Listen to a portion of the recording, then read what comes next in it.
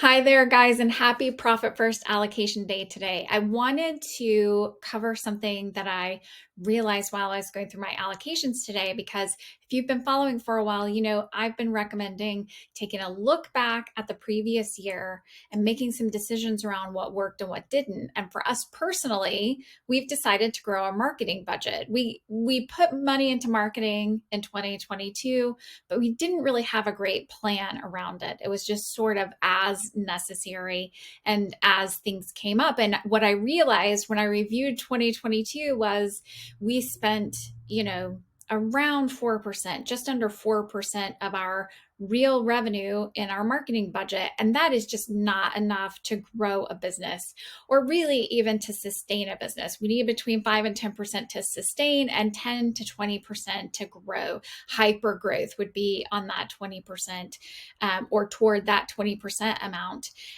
So we're trying to stretch ourselves to grow into a 10% marketing budget. But part of doing that is realizing that allocation day came this week and I want to put 10% toward my marketing budget into the new marketing account that we've created within our OPEX budget. And I realized that there's not just 10% laying on the table for us to start contributing into that marketing account. So what do we do? Hey there, sorry to interrupt, but are you liking this content? Is it something that you're benefiting from? Are you learning something and growing a little bit from this content? If the answer to any of those questions is yes, do me a favor, hit that like button so the algorithm will send this out to more people just like you so that we can all build more profitable businesses and do more life together. Thanks for watching. We did an expense review first. And the fun part about that is I'm always doing an expense review. So our expenses are pretty lean. We're not spending too much money on things that we don't need any longer. We did maybe 3 years ago, but I do expense reviews regularly. I'm cutting subscriptions left and right that we no longer need. Now there was a short list. I was able to pull out just a tiny bit of money, and I'm reallocating that amount over into my marketing account. But there wasn't much left. And some of the things that I had to decide was in an evaluation of an expense, there was something on the table for $80 for an annual fee. It was an annual fee of $80. And in order to transition off of that expense, it's going to take hours and hours to pull things that are on that platform off of it and put it on another platform. So I did a quick analysis in my head, literally just like 5 minutes or less, because I didn't want to spend a ton of time on $80. But I did a quick analysis and I was like, I can contribute $80 for 10 years and it's never going to pay for the amount of effort that it will take to pull that information off of this platform and put it on a different platform. And what if we change the different platform in the future? So for now, I'm going to continue paying that $80. So one of the things when you're doing an expense review is don't shoot yourself in the foot. Realize that sometimes there's effort required to pull things and put them from one platform to another, and it might not be worth it. It might almost not be worth your thinking about it. $80 is just such a low number for an entire year for me to be worried about. Now, it's on my list, so I'm going to continue to look at it whenever I do expense reviews and say, is it justifiable now? Is it justifiable now? But I'm not going to waste a lot of time on $80. And so I went up from there. There was $250 in a year. And actually, that $250 was super easy to cut. It was just a matter of unsubscribing to the thing. Well, that was worth it. That was worth the couple of minutes that it took for me to unsubscribe to get that $250 back for the year and reallocate it into my marketing budget. So that's one of the things to think about with expense reviews is it worth the time, the switching costs from one thing to another for you to save that money if you're spending more time or even more money because I might pay someone else to help me switch over? And is it worth that time to decrease that expense so that you can reallocate it somewhere else? Or are you actually spending more money? And if you are spending more money and more time, that can be okay if there's a payoff within a year or 2 years, like whatever, it's going to make sense to do. So you have to make that decision. But don't shoot yourself in the foot decreasing tiny expense items if it's not going to be worth the switching costs. So, cautionary tale on expense review. So, but to get back to the point of getting to 10% marketing budget, we had to decrease our expenses a little bit. So I did an expense review. I'm reallocating that money into the marketing budget. That makes perfect sense. The other thing I highlighted at the end of the year was I kind of overpaid myself last year. So I'm pulling my I had already decided to pull my payroll down a little bit for myself. I'm going to pull it down just slightly a bit more and reallocate that money into marketing. Now, I built my payroll around what I need in order to live first. Then I added some to that. And then on top of that, I get quarterly distributions. So I'm not hurting. I'm not going to dip below the amount that I need to live to pay my house payment, to pay for groceries, to pay for the normal course of living for me. I'm not going to cheat that in order to grow my marketing budget. That just means I either need to raise my prices or increase my sales if I get to that point. But I'm not there yet. So I can decrease my salary a little bit, knowing that I'm probably going to pay that off in quarterly bonuses through that profit account. So that's one other thing I did to adjust that marketing budget up a little bit, but it's still not at 10%.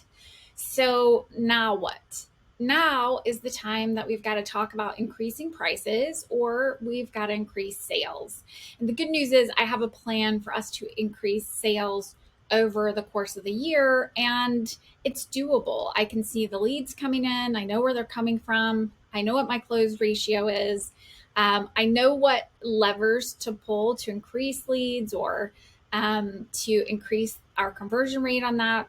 So I see a very healthy plan for increasing revenue over the rest of the year. But in the meantime, I can't just start contributing 10% into my marketing account. And this happens even when you're first starting Profit First. If you've never contributed to a profit account before, you might be at 0% allocation because you're spending in other places. And a lot of times people come to Profit First because they're overspending anyway. And after you take a look at your expense review and you pull out the expenses you no longer need, there's still a gap. So just remember, Mike makes the recommendation of starting out at 1% for profit and growing that along the way as you reduce expenses and increase sales. And I just say do what you can. So with the marketing budget, we're moving from 4% because that's what we were spending anyway. I'm bumping that up to 6 immediately. And then I'm going to grow that. And I have a plan for as the revenue grows, I will grow that marketing account up to 10% by the end of this year. And in the meantime, there are things that I'm not going to spend money on this quarter because I want to make sure that I'm putting money in that marketing account. And then secondly, I probably am going to hold off on spending some of that marketing budget until I have a healthy foundation of a budget built up in that marketing account. So then right now I'm going to concentrate on building up the content. And then quarters 2, 3, and 4 of this year, I think we'll turn that marketing spend on and see what we can reap over the next year after that. So I've got a healthy plan to grow revenue right now. I think we'll supercharge that revenue in Qs 2, 3, and 4 after we turn some of that marketing budget on and let it do what it's supposed to do. But this is how Profit First works. It's never hey, you do it and you're done. It's always a look, a review, a tweak, a change, and a grow as you go. It's typically not going to be perfect ever. I don't know of anyone who's like, well, this is not true. I know mature companies who have a very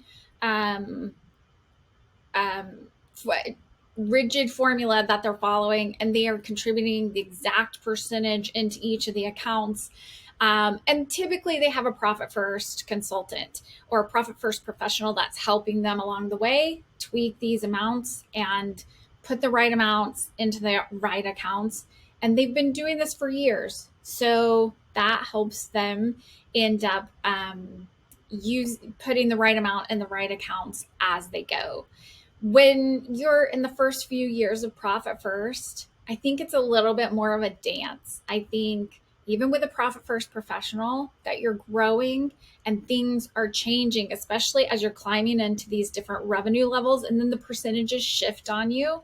And then you're having to make adjustments there, pulling down expenses, pulling down owner's pay, increasing profit, increasing taxes as you go. And as we've always said, taxes first priority.